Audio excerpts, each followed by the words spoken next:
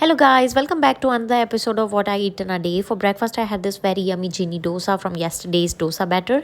Then for lunch I made this very simple paneer ki sabzi, plain rice and salad. Sides में कुछ तली हुई मिर्च थी. Then शाम को ऑफिस के साथ मैंने बना लिया था ये white sauce pasta. Then for dinner my mother-in-law made this mixed paratha, कुछ onion paratha. I don't know किसका पराठा था but it was yummy along with ketchup dahi and some mirchi ke achar. That is it for this video. If you like my content, please subscribe to my channel, follow to my Instagram account. I'll see you in my next video. Bye.